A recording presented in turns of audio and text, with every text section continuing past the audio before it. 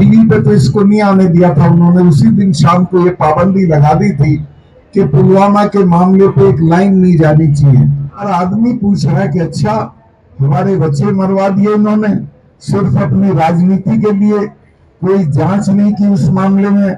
और मैंने यही कहा था कि ये हमारी गलती से हुआ, तो मुझे कहा गया कि चुप हो जाओ। मैं समझा इसलिए चुप कर रहे हैं कि जांच कराएंगे। आज तक कोई जांच उसकी नहीं हुई। कितने लोग कट जाएं, मर जाएं, बर्बाद हो जाएं, लेकिन इनका सम्मान हम रेस्टोर करके छोड़ेंगे, इसको वापस लेके छोड़ेंगे। मैं इमरजेंसी में जेल में था, तो वहां मैंने महाभारत पढ़ा था। उसमें एक एपिसोड आता है जिसमें कृष्ण भगवान सवेरे सवेरे द्रौपदी के पास पहुंचते हैं और हाथ जोड़ के बैठ जाते हैं। द्रौपदी पूछती है क्या हुआ? कहने लगे नहीं, मुझे तुमसे एक भिक्षा चाहिए, मैं कुछ मांगने आया हूं। द्रौपदी ने कहा क्या मांगने आए हो? तो उसने कहा मुझे अपनी और अर्जुन की, दो लोगों की हमारी जान बख्श दो। चुके मुझे पता है कि तुम सारे मर्दों के खिलाफ हो चुकी हो और तुम दुनिया के सारे मर्दों को बर्बाद देखना चाहती हो, और तुम ऐसा चाहोगी तो ये हो जाएगा, लेकिन हम दो पे तुम कृपा कर देना। अगर इन बच्चियों के साथ ज्यादा जाती हुई तो पता नहीं कितनी बर्बादी के बाद ये मांग माननी पड़ेगी इनको, जो आज नहीं मान रहे हैं।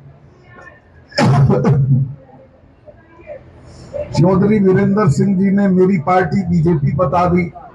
मैं तो जिस दिन गवर्नर बना था उसी दिन पार्टी से ताल्लुक खत्म हो जाता। मेरा कोई ताल्लुक नहीं है और जिंदगी में उस तरफ कभी देखूंगा नहीं।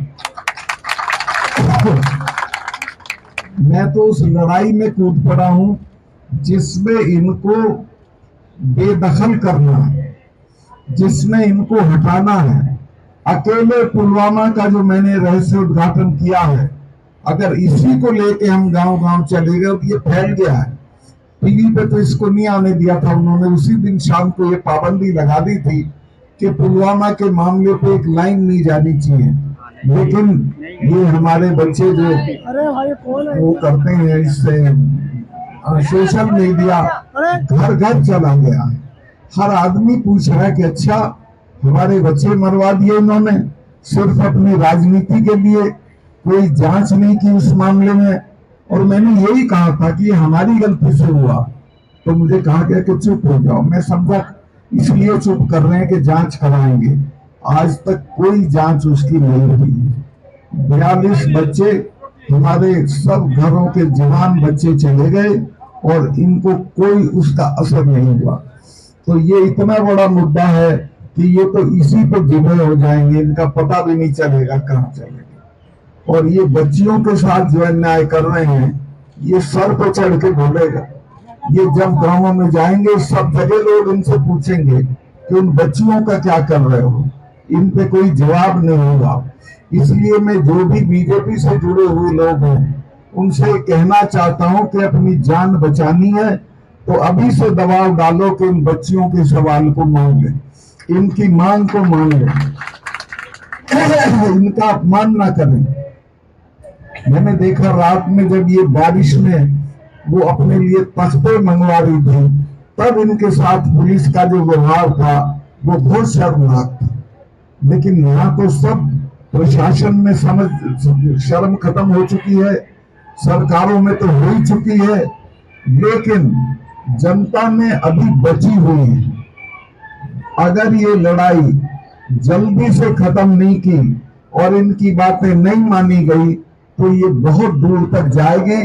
और जैसे किसानों के मामले में माफी मांग के कानून वापस करने पड़े, इसी तरह से माफी मांग के इन बच्चियों की मांग माननी पड़ेगी। अभी तो मैं तो कोई राजनीतिक बात करना नहीं चाहता हूं। मैं जब प्रधानमंत्री जी से मिलने गया किसानों के मामले पे, और मैंने उन्हें कहा साहब ये 6 महीने से पड़े हैं, इनसे अब तक बात नहीं हुई है, कुछ बातचीत हो जाए, इनको कुछ ले दे के निपटा दीजिए। तो बोले चले जाएंगे सतपाल, क्यों फिक्र करते हो। मुझे गुस्सा आया, मैंने कहा साहब इनको जानते नहीं हो आप, जिससे लड़ रहे हो उसके बारे में जान लो कि लड़ किससे रहे हो, ये भी जान लो ये किन की बेटियां हैं। मैंने कहा कि ये जो सिख लोग हैं ये 300 साल नहीं भूलते हैं। इनके गुरु ने अपने 4 साहबजादे कटवा दिए थे लेकिन समझौता नहीं किया था, ये ऐसे ही नहीं जाएंगे। और हमारे वाले तो अकबर की कब्र खोद लाए थे, ये तो तीसरे महीने लाल किले पे चढ़े रहते थे। इन लोगों से लड़ा नहीं जाता, इन लोगों से बातचीत करके मसला हल किया जाता है। तो इन बच्चियों का भी डीएनए जान लेना चाहिए सरकार को कि किन को सता रहे हो, किन को दुखी कर रहे हो। इनके साथ वो लोग हैं जो कितनी दूर तक चले जाएंगे और आपको बर्बाद कर देंगे। मैं यही प्रार्थना करूंगा कि इनको सद्बुद्धि आए और ये जल्दी से जल्दी इनकी मांग माने। अभी मैं जब ये मेडल जीत के आती हैं, एक तो मैं आपको बताऊं, जब ये पोडियम पे खड़ी होती हैं और तिरंगा लहराया जाता है, राष्ट्रगान गाया जाता है, तो हर आदमी के बदन में एक झुरझुरी हो जाती है। लेकिन अच्छा, उस वक्त इनकी जात नहीं पूछते हो कि ये 10 मेडल लाई है तो इसने कितनी किस जाति की है। अब इनकी जात पूछ रहे हो, शर्म आनी चाहिए तुमको। इनकी कोई जाति नहीं है, इनकी एक ही जाति है कि राष्ट्र देश के लिए हैं और देश के लिए उन्होंने मेहनत करके नाम और सम्मान कमाया है। तो कुछ एहसान मानो और इसकी भरपाई करो इनकी बात मान के। मैं बहुत लंबा भाषण करने की स्थिति में नहीं हूँ, मेरी तबीयत भी नहीं ठीक है, पैरों में चोट है, इसके बावजूद मैं व्हील चेयर लेके 2 बार आ चुका हूँ, आता रहूंगा, कोई ऐसी बात नहीं है। पर मैं बच्चियों को ये आश्वस्त कर देना चाहता हूँ कि कुछ मत करो, आप बैठे रहना, खाना खाते रहना, ये पूरा देश आपके साथ खड़ा है। जब ये अन्याय सर के ऊपर से उतर जाएगा तो आप देख लेना, लोग इनके बंगलों में घुस जाएंगे। और ये तो नजदीकी है बंगला जिसकी जरूरत है हमको, तो ये दिल्ली छोड़ के भाग जाएंगे।